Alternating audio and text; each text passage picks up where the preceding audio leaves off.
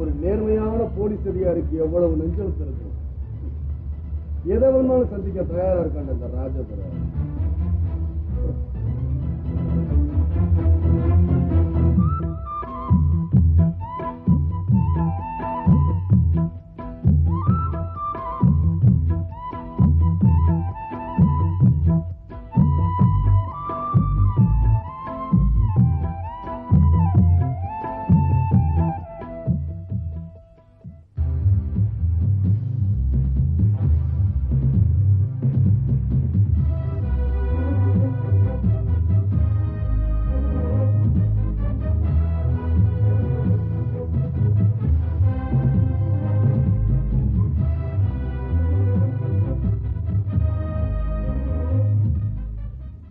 வணக்கம். நான் தமிழை நேசித்தவன், தமிழ் காற்றை சுவாசித்தவன், தமிழர்களின் ஆதரவால் உயர்ந்தவன், வாழ்ந்தவன், வாழ்ந்து கொண்டிருப்பவன். தமிழர்களின் நல்வாழ்வுக்காக குரல் கொடுத்துக் கொண்டிருக்கிறேன். தமிழன் என்று சொல்லடா, தலை நிமிர்ந்து நில்லடா என்ற முழக்கத்தை மூச்சாக கொண்டிருக்கிறேன். என்னை ஏற்றிவிட்ட ஏனியான உங்களை என் இதயத்தில் வைத்திருக்கிறேன். என் இனிய நினைவுகளை உங்களுடன் பகிர்ந்து கொள்ள வந்திருக்கிறேன். இன்னைக்கு தமிழ் சினிமா தொழில்நுட்ப ரீதியா மிக அபரிதமான வளர்ச்சி அடைஞ்சிருக்கு. ஆனால் ஒரு சிலர் சொல்றாங்க, ஆங்கில படத்துக்கு இணையா நம்ம தமிழ் படங்களே இருக்கிறது இல்லையா, அவங்க படங்கள் இருக்கிற மாதிரி சண்டை காட்சிகளும் இருக்கிறது இல்லைன்னு சொல்றாங்க. அவங்களுக்குலாம் நான் ஒன்று சொல்லிக்கொள்ள விரும்புகிறேன். அவங்க 20-30 வருஷத்துக்கு முன்னாடி வேணான்னு ஒதுக்கப்பட்ட கேமராவை தான் இன்னைக்கு நாம அதை வச்சு நம்ம படம் எடுத்துக்கிட்டு இருக்கிறோம்.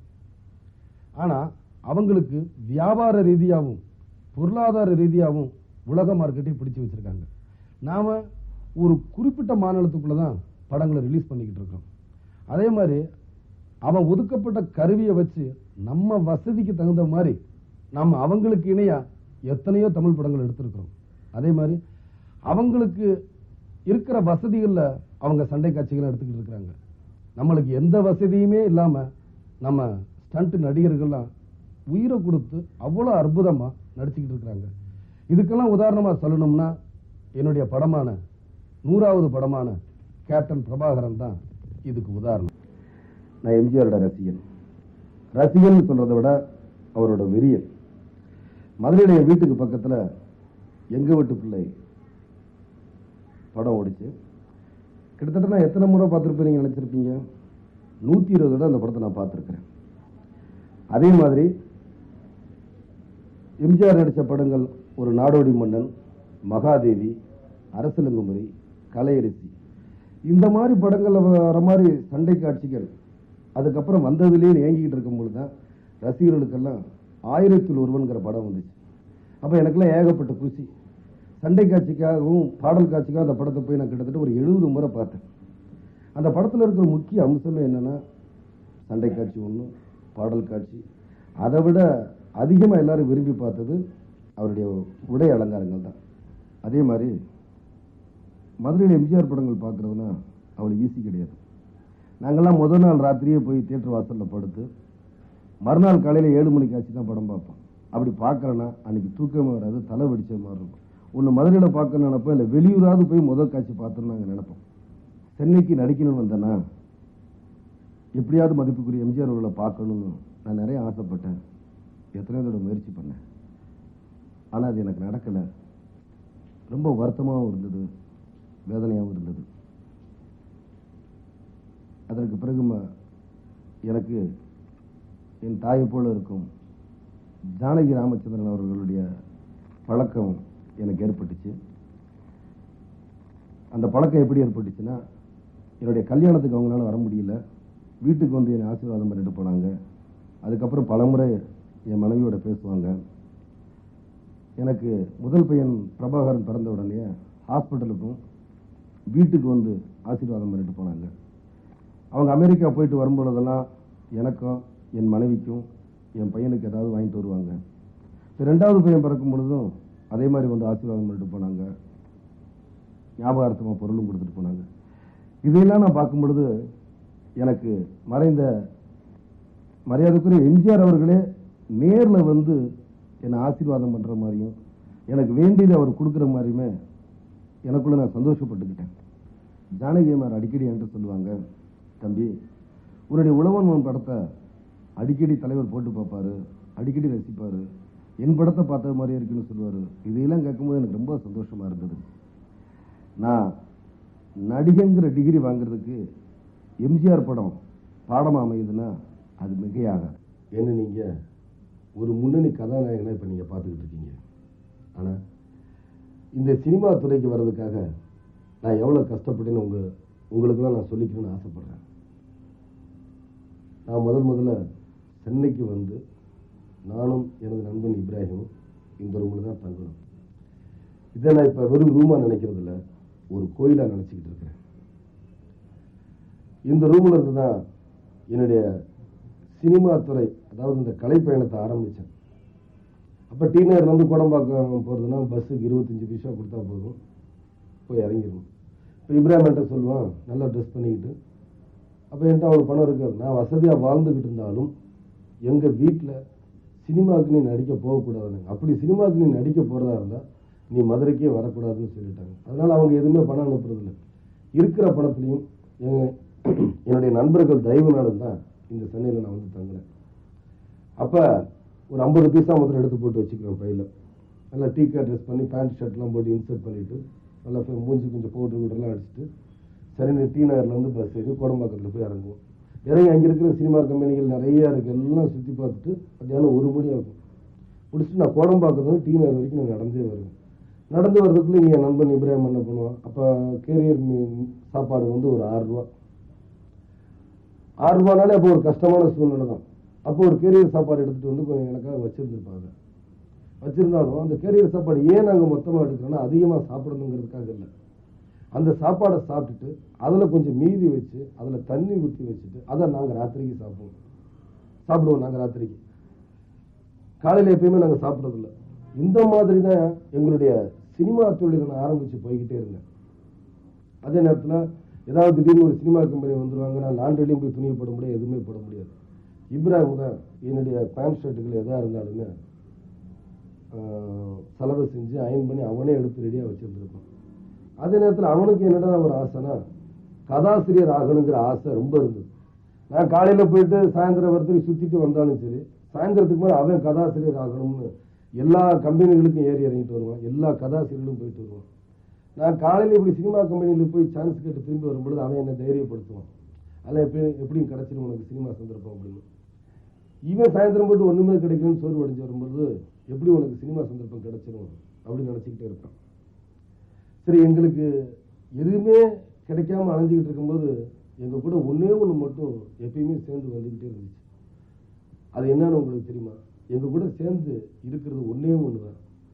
அந்த நேரத்தில் வறுமை ஒன்று தான் எங்கள் கூட எப்பயுமே சேர்ந்து இருந்தது. சரி, சினிமா சந்தர்ப்பம் கிடைக்குமா கிடைக்காதான்னு அலைஞ்சு நான் ரொம்ப சோர்வு அடைஞ்சிக்கிட்டு இருக்கும்போதெல்லாம் ஒன்றே ஒன்று சொல்லுவான், நீ எம்ஜிஆர் ரசிகன், அதே நேரத்தில் இன்னைக்கு கலைஞரோட மனோதைரியத்தையும் விடாமுயற்சியும் எடுத்துப்பாரு.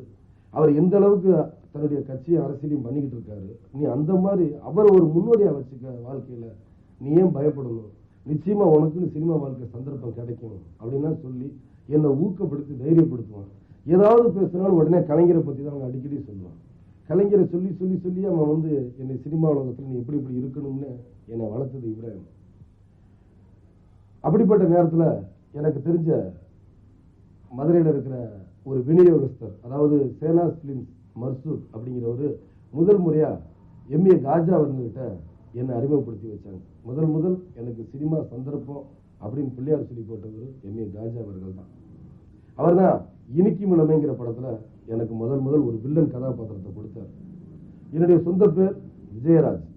அவர் தான் முதல்ல என் பேரை விஜயகாந்த் அப்படின்னு மாற்றினார்.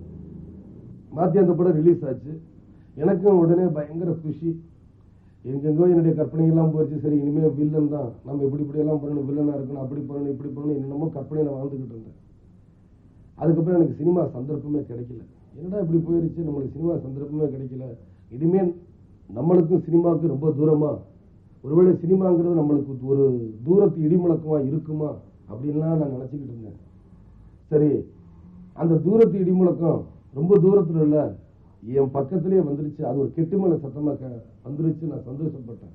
ஆமாம், முதல் முறையான கதாநாயகனா தூரத்து இடிமுழக்கங்கிற படத்தில் நடிக்க ஆரம்பித்தேன். முதல் நாள் காட்சி என்னை விட்டு அந்த கிளாப் போர்டு விலகும் போது என் மனசு எப்படியெல்லாம் சந்தோஷப்பட்டுச்சு உங்களுக்கு தெரியுமா? ஒரு நாள் நான் வாயின் ஸ்டுடியோவில் மோட்டர் சைக்கிளில் விஜயகாந்தை மீட் பண்ணேன். மோட்டர் சைக்கிளில் போயிட்டு இருக்கார். நான் பார்த்தேன், அங்கே வேற ஒருத்தரோட இன்னும் பேசிக்கிட்டு இருந்தார் அவர். அப்போ என்னையும் அறியாத ஒரு ஒரு எண்ணம், அவருடைய கண்ணு என்னை என்னமோ ஒரு பவர்ஃபுல் ஐஸ். அந்த ஐஸை பார்த்த உடனே எனக்கு தேவையான ஹீரோ இவர் தான் அப்படின்னு நினச்சேன். உடனே அந்த ப்ரொடக்ஷன் மேனேஜர்களை விட்டு வேறு யார் என்னான்னு தேடும்போது அப்போ சொன்னாங்க, இவர் தூரத்து இடிமுழக்கன்ற படத்தில் ஆக்ட் பண்ணிகிட்டு இருக்காரு அப்படின்னு சொல்லிட்டு. உடனே நாங்கள் அவரை வர வச்சு நேருக்கு நேரம் பார்க்கும்போது எனக்கு முழுமையான ஒரு திருப்தி ஏற்பட்டுச்சு. அவருடைய உடல் கட்டும், அவருடைய கண்கள், அந்த கண்கள் தான் எனக்கு அந்த பவர்ஃபுல் ஐஸ்ன்னு சொல்கிறோமே, அந்த ஐஸ். உடனே நாங்கள் ஃபிக்ஸ் பண்ணோம், அவர் ஒரு பெரிய ஆக்ஷன் ஹீரோ வருவார் அப்படின்னு சொல்லிட்டு. ஏன்னா அது அழுத்தமான கதை கூட, அந்த கதை அப்படியாப்பட்ட கதை. அதுக்கேற்ற மாதிரி அவரும் ரொம்ப கஷ்டப்பட்டு ஆக்ட் பண்ணார். அந்த படம் ஒரு சிறந்த பெரிய வெற்றியை கொடுத்துச்சு. அந்த வெற்றி அவருக்கு மட்டும் இல்லை, எனக்கு அது ஒரு வெற்றியை கொடுத்துச்சு. சட்டம் ஒரு இருட்டறை என்ற அந்த இருட்டறையிலிருந்து நாங்கள் 2 பேரும் வெளிச்சத்துக்கு வந்தோம். சட்டம் ஒரு இருட்டறை படத்துக்கு பின்னாடி என்னை எல்லாருமே ஒரு ஆக்ஷன் ஹீரோவாக தான் நினச்சி பார்த்தாங்க. அதுக்கு பின்னாடி வந்த படங்களும் எல்லாமே ஆக்ஷன் படமாக இருந்ததுனால ஏதாவது வித்தியாசமான படம் பண்ணுங்களேன்னு நிறைய பேர் பத்திரிகை நண்பர்களும் சரி, ரசிகர்களும் சரி சொல்லிக்கிட்டே இருந்தாங்க. அந்த நேரத்தில் director R Sundarrajan sir Vaidehi Kathirundhal அப்படிங்கிற படத்தை பற்றி கதையை சொன்னார். அந்த கதை எனக்கு ரொம்ப பிடிச்சிருந்தது. ஆனால் மற்ற எல்லாருமே என்ன சொன்னாங்கன்னா, இது விஜயகாந்துக்கு சரியாக வராது, வேற யாரையாவது வச்சு படம் பண்ணுங்கன்னு எல்லாருமே சொல்லிக்கிட்டு இருந்தாங்க. அத்தனை பேர் அப்படி சொல்ல அது எனக்கு ஒரு வெறியாகி அதை நான் ஒரு சவாலை எடுத்துக்கிட்டு அந்த படத்தை எவ்வளோ சிறப்பாக நான் நடிக்க முடியுமோ அவ்வளோ சிறப்பாக நடிக்கிறேன்னு சொல்லி நான் நடிக்க ஆரம்பித்தேன். அந்த படம் ரிலீஸ் ஆனதுக்கப்புறம் பார்த்தா மக்கள் மத்தியில் பெரிய ஒரு வரவேற்பை கொடுத்துச்சு. அந்த படம் ரிலீஸுக்கு அப்புறம் தான் எனக்கும் வித்தியாசமான வேடங்கள்லாம் கொடுக்க முடியும்னு மற்ற எல்லா இயக்குநர்களுமே நம்ப ஆரம்பித்தாங்க. அதுலேயும் குறிப்பாக அந்த படத்தில் வர பாடல் காட்சி இன்னைக்கும் எல்லாரும் கேட்குற அளவுக்கு ரொம்ப அருமையாக இருந்துச்சு. நீங்கள் பார்த்த அந்த வைத்தியை காத்திருந்தால விஜயகாந்துக்கு என்னதான் லவ்லியான கேரக்டராக இருந்தாலும் கிளைமேக்ஸில் அவர் செத்ததுக்கு அப்புறமும் ஒரு காதல் ஜோடியை கல்யாணம் பண்ணி வைக்கிறாருங்கிறது தான் அந்த ஹீரோனுடைய கேரக்டர். இந்த கேரக்டருக்கு நான் ஏன் விஜயகாந்தை செலக்ட் பண்ணேன்னா, இதுக்கு முன்னால் ஒரு ஆக்ஷன் ஹீரோவாக நடித்தவர் தான் இதை சக்ஸஸ் பண்ண முடியும்னு நான் ஃபீல் பண்ணேன். அதுக்காக அவரை போட்டேன். அவரும் நல்லா பண்ணியிருந்தார். ரசிகர்களாக நீங்களும் அதை ஏற்றுக்கிட்டீங்க. இந்த விஜயகாந்த் எனக்கு நடிகராக தான் அறிமுகமானார், ஆனால் நல்ல நண்பராகவே ஆயிட்டார். அது காரணம் அவருடைய பழக்க வழக்கங்கள், அவருடைய பண்பு. இந்த வைத்தியை காத்திருந்தால் பெரிய சக்ஸஸ்க்கு அப்புறம் நாங்கள் 2 பேரும் இணைஞ்சு மறுபடியும் ஒரு படம் பண்ணோம். அதுவும் பெரிய சக்ஸஸ் ஆச்சு. வைத்தியை காத்திருந்தால் அம்மன் கோயில் கிழக்கால படத்துக்கு பின்னாடி உங்களோட அன்பு ஆதரவு இருந்ததுனால நான் ஒரு முன்னணி கதாநாயகன் ஆனேன். அந்த நேரத்தில் என்னை தேடி திரைப்பட கல்லூரி மாணவர்கள்லாம் அவங்க படத்தில் நடிக்கணும்னு கேட்டாங்க. அதுக்கு சில பேர்னு சொல்கிறத விட பல பேர் அவங்க படத்தினால நடிக்க வேண்டாம், அவங்க ஒரு ஆர்ட் ஃபிலிம் மாதிரி எடுப்பாங்க, அதனால நடிச்சிங்கன்னா உங்களுக்கு அவ்வளோ பேரெல்லாம் இருக்காது அப்படின்லாம் சொன்னாங்க. நான் நடிகன் ஆகிறங்கிற வெறியோட லட்சியத்தோட அலையும் போது எனக்கு யாருமே கதவு திறக்கலை. அதே மாதிரி அந்த திரைப்பட கல்லூரி மாணவர்கள் வெறியோட லட்சியத்தோட படம் எடுக்கணுங்கிற நம்பிக்கையை நம்ம வீணடிச்சிடக்கூடாதுங்கிறதுக்காக தான் அவங்க படத்தில் நடிக்க நான் சம்மதிச்சேன். அவங்க யாருன்னு கேட்குறீங்களா?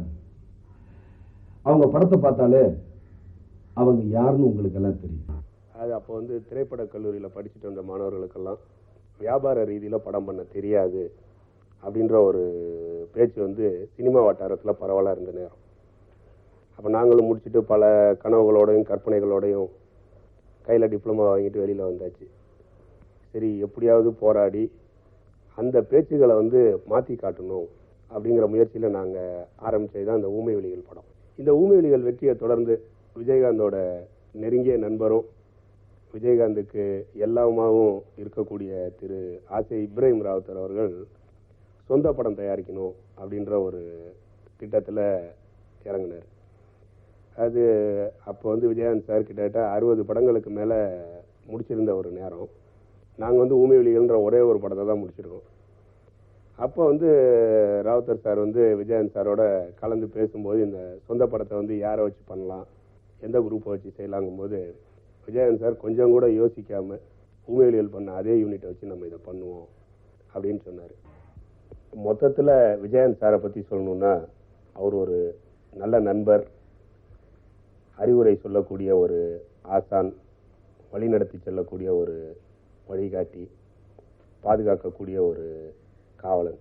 அதாவது வேர்ட்ஸ்வொர்த் சொன்ன மாதிரி is a friend, philosopher, guide and Guardian. இன்னைக்கு ஆர்கே செல்வமணின்னு சொன்னால் ஒரு இமேஜ் இருக்குது. அதுவும் இல்லாமல் இன்னைக்கு வர வாய்ப்புகள் எல்லாம் புலன் விசாரணை, கேப்டன் பிரபாகரன், செம்பருத்தின்னு தொடர்ச்சியாக என் படங்களோட வெற்றியை பார்த்து அன்னைக்கு என்னை பார்த்து யாரும் எவ்வளோ பெரிய பொறுப்பை நம்பி ஒப்படைச்சிருக்க மாட்டாங்க.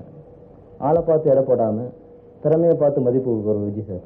அதனால் நான் என் நண்பர்கள்லாம் சொல்வேன், விஜயகாந்த் சார் வந்து திரைப்பட கல்லூரி மாணவர்கள் காட்ஃபாதர். அந்த பரஸ்பர நம்பிக்கையும் ஊக்கமும் தான் இன்னைக்கு தென்னிந்தியாவின் ஷோலேன்னு உங்களால் பாராட்டப்பட்ட அந்த கேப்டன் பிரபாகரனை என்னால் ஏற்க முடியும். ஃபிலிம் இன்ஸ்டியூட் முடிச்சுட்டு என்ன பண்ணுறதுன்னு தெரியாமல், ஆனால் ஏதாவது பண்ணணும்னு ஒரு எல்லா இளைஞர்களுமான எனக்கும் ஒரு ஆசை. அப்போ என்ன பண்ணலாம்னு யோசிச்சப்போ, ஃபிலிம் இன்ஸ்டியூட்னா வேறு வழி இல்லை, விஜயகாந்த் சார் ஆஃபீஸ் இருக்குன்னு எல்லாருக்கும் தெரிஞ்சவங்க எனக்கு ஒரு இது. நான் சரி அவர் ஆஃபீஸ் போகலான்னு போனால் எனக்கு முன்னாடி ஒரு பெரிய கியூ. போன உடனே ஒரே மலைப்பு, இதை மீறி எங்கடா போய் நம்ம நிற்கிறதுன்னு. என்னோட டேர்ன் வரத்துக்கு நான் மெதுவாக விசாரித்தேன், நம்ம டேர்ன் வரத்துக்கு எவ்வளோ நாள் ஆகணும். இன்னும் வந்து ஒரு 4 years ஆகணும். ஏன்னா அதுக்கு முன்னாடி அவ்வளோ சீனியாரிட்டி இருக்குது. இதை மீறி அது உள்ளே போகிறது பெரிய கஷ்டமான விஷயம். அந்த காம்பவுண்டுக்குள்ளே போகிறது பெரிய கஷ்டமான விஷயம். அது எப்படின்னு சொல்ல முடியாது. இன்றைக்கி அந்த காம்பவுண்டில் நான் அவரோட செல்லப்பில்லை. ஆமாம், ஏன் செல்லப்பில்லைன்னு ஏன் சொல்கிறேன்னா அவரோட 100வது படத்தை நான் பண்ணியிருக்கேன். இப்போ நீங்கள் பார்த்த கேப்டன் பிரபாகரன் என் நண்பன் இப்ராஹிம் ராவுத்தர் தயாரித்தது. அந்த படம் தயாரிக்கும் போது ஏகப்பட்ட கஷ்டம். ஏகப்பட்ட கஷ்டங்கிறத விட ஏகப்பட்ட நஷ்டம் அவனுக்கு இருந்தாலும் நீங்கள் கொடுத்த ஆதரவு தான் அவனுக்கு பெரிய அவார்டு மாதிரி இருந்துச்சு. நான் செல்வமணி டைரக்ஷனில் மட்டும் நடிக்கலை. அதாவது என்னுடைய நண்பன் இப்ராஹிம் எத்தனையோ திரைப்பட கல்லூரி மாணவர்களுக்கெல்லாம் சந்தர்ப்பம் கொடுத்துருக்கான். உதாரணமாக சொல்லப்போனால் பரதன் இயக்குனர் எஸ்டி சபா, தாய்மொழி இயக்குனர் இளவரசன், இப்போ நான் நடிச்சுக்கிட்டு இருக்கிற சக்கரை தேவன் இயக்குனரும் திரைப்பட கல்லூரி மாணவர் தான் பன்னீர்செல்வம். எதிர்பார்க்காத ஒரு டைமில் இவ்வளோ பெரிய சக்கரை தேவைங்கிற இவ்வளோ பெரிய ப்ராஜெக்டை கொடுத்து பயங்கர ஷாக்கு மாதிரி ஆயிடுச்சு. அது எப்படி வேர்ட்ஸில் எக்ஸ்பிரஸ் பண்ண முடியாது.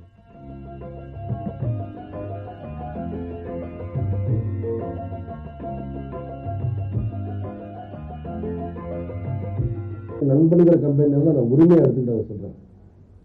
அந்த கம்பெனியில் மட்டும் நான் திரைப்பட கல்லூரி மாணவர்களை அறிமுகப்படுத்தலை. உதாரணத்துக்கு சொல்ல போனால் ஏவிஎம்மின் 150வது படமான மாநகர காவல் படத்துலையும் தியாகராஜன்கிற திரைப்பட கல்லூரி மாணவர் தான் படத்தை இயக்குனார். மாநகர காவல் படத்தை டைரக்ட் பண்ணுவேங்கிறத நான் நினச்சி கூட பார்க்கல. திடீர்னு ஒரு நாள் ஏவிஎம் சரவணத்திலிருந்து அழைப்பு வந்தது.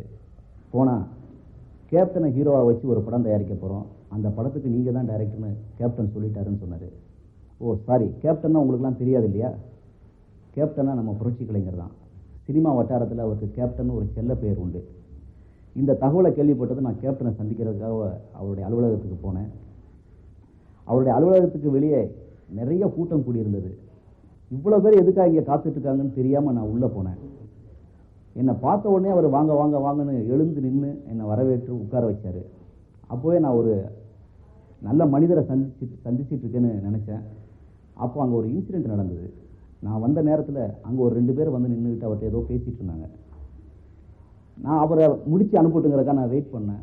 அந்த நேரத்தில் அவர் என்ன செஞ்சிட்டு இருக்காருங்கிறது அப்போ தான் என்னால் பார்க்க முடிஞ்சது. ஐஏஎஸ்க்கு அட்மிஷன் கிடச்சும் ஃபீஸ் கட்ட முடியாமல் இருந்த 2 ஏழை மாணவர்களுக்கு அவர் உதவி செஞ்சுட்டு இருந்தார். நான் வெளியே நினச்சது என்னவோ அது உள்ளே நடந்தது.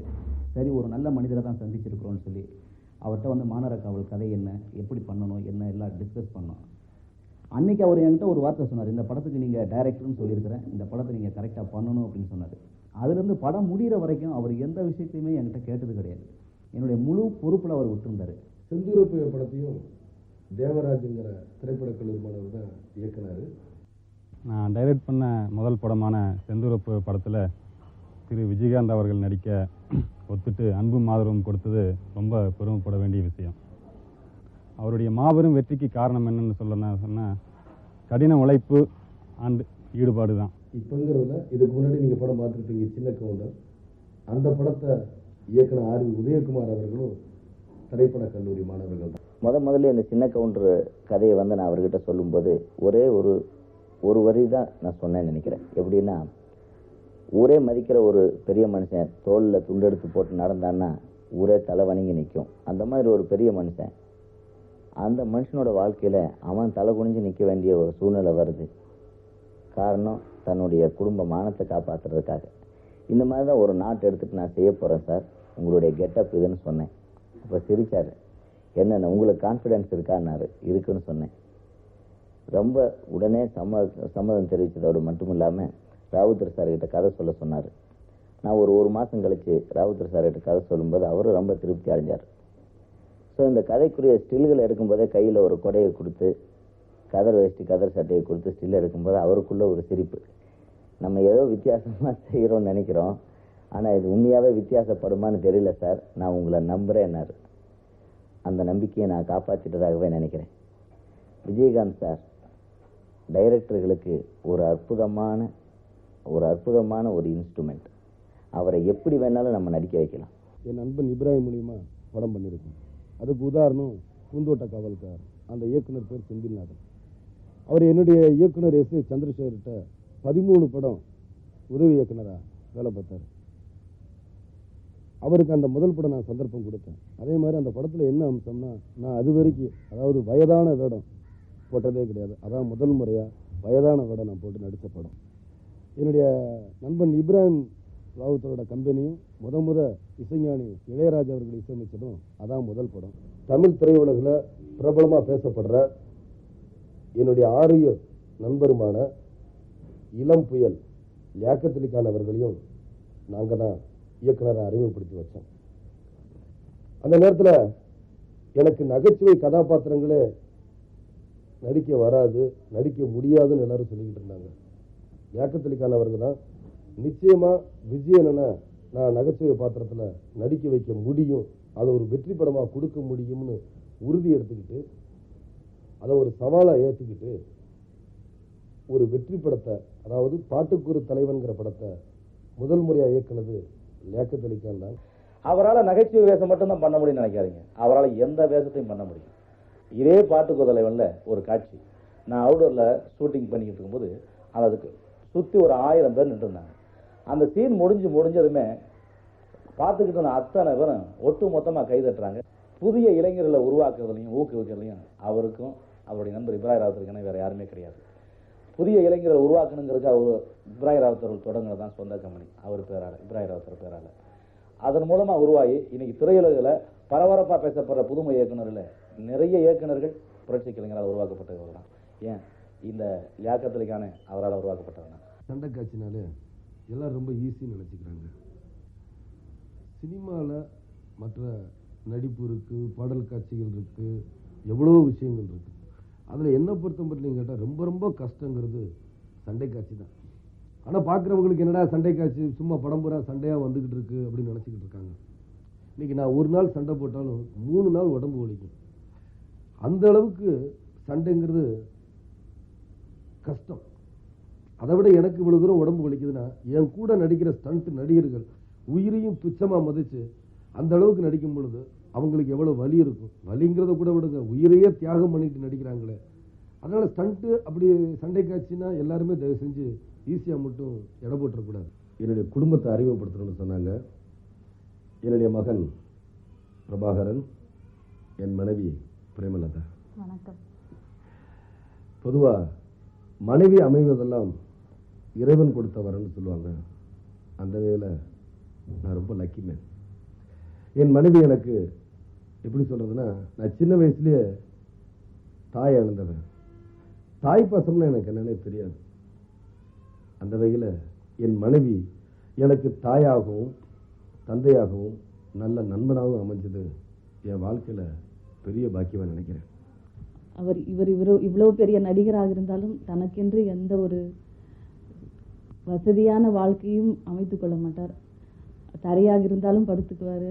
எந்த ஒரு சாதாரண சாப்பாடாக இருந்தாலும் அதை பற்றி ஒன்றுமே கேட்டுக்காமல் சாப்பிட்டுக்குவார். எனக்கு இதுதான் வேணும் அதுதான் வேணும்லாம் கண்டிஷன் கிடையாது வீட்டில்.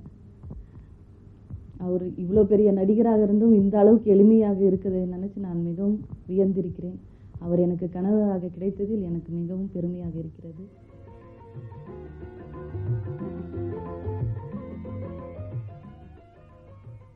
ஒரு மனிதன் அவனோட வெற்றியில அவன் பட்ட கஷ்டத்தை மறக்கக்கூடாது. அப்பதான் அவன் மனுஷனா இருக்க முடியும்னு பெரியவங்க சொல்லியிருக்காங்க. அதனால நாங்க பட்ட கஷ்டத்தை என்னைக்குமே மறந்ததில்லை. நாங்கன்னா யாருன்னு பாக்குறீங்களா?